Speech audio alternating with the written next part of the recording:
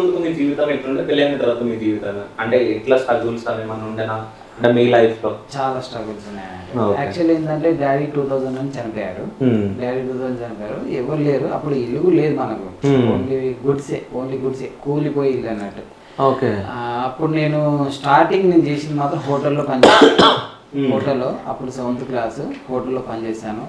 దాని తర్వాత మెల్లగా డాడీ హెల్త్ సిక్ అయిన తర్వాత మెల్లగా డాడీ బెడ్ మీద పోయాడు. అప్పుడు నేను బెడ్ మీద పడిపోయాడు డాడీగా, టీబీ వచ్చింది అన్నాడు. ఓకే. అప్పుడు మన దగ్గర అంత అమౌంట్ లేదు. ఇప్పుడు ఇదే మన హుజరాబాద్ బస్ స్టాండ్లో పాప్కార్న్ వాటర్ అమ్మేవాళ్ళం బస్సుల దగ్గర. ఓకే.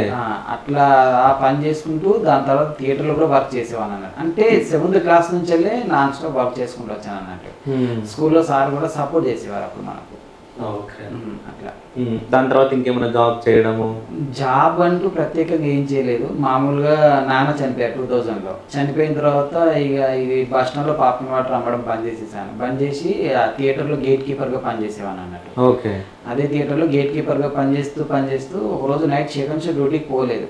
మామూలు క్యాజువల్గా ఫ్రెండ్స్ ఉన్నారు, ఫ్రెండ్స్ అంటే అంతేం లేదు, మామూలుగా పోలేదు.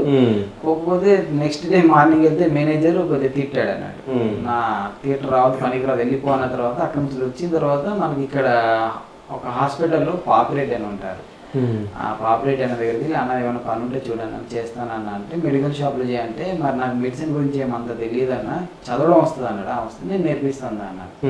అప్పుడు ఆయన 800 శాలరీ ఇచ్చేవాడు. సరే అని చెప్పి మార్నింగ్ 9కి వెళ్తే మళ్ళీ నైట్ 8కి పంపించేవాడు. అంటే అప్పుడు అతను నన్ను సపోర్ట్ చేయడం ద్వారానే ఈ రోజు నేను ఇక్కడ ఈ స్టేజ్లో ఇట్లా ఉన్నాను అన్నట్టు. ఓకే. అంటే ఇప్పుడు ప్రెసెంట్ మీరు ఆర్ఎంపీ డాక్టర్ కూడా పనిచేస్తున్నట్టు? ఆర్ఎంపీ ప్రాక్టీస్ చేస్తాను. ఓకే. ఎన్ని ఇయర్స్ నుంచి? నేను ఇప్పుడు 16 ఇయర్స్ అవుతుంది ప్రాక్టీస్ చేయబట్టి. ఓకే. అది చేసుకుంటూ ఇక్కడ యాక్టింగ్ మళ్ళీ కుటుంబాన్ని చూసుకుంటూ సో ఇవన్నీ చేస్తూ ఉంటారు ఇంకా? అవును. ఓకే. అంటే ఎట్లా టైం ఎట్లా సరిపోతుంది మీకు? మార్నింగ్ ప్రాక్టీస్ అంటే 8:30కి వెళ్ళిపోతాను, ఆఫ్టర్నూన్ 12కి వస్తాను. 12కి వచ్చిన తర్వాత ఇంట్లో ఆఫ్టర్నూన్ టైంలో రీల్స్ చేస్తాను.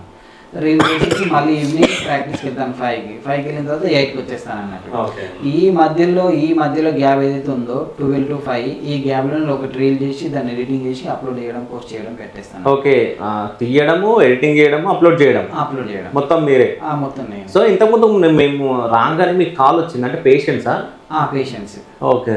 పేషెంట్స్ కాల్ చేస్తారు. ఓకే. ఇంకా ఇక్కడ నుంచి మెడిసిన్ అవి చెప్తారా లేకుంటే ఎట్లా?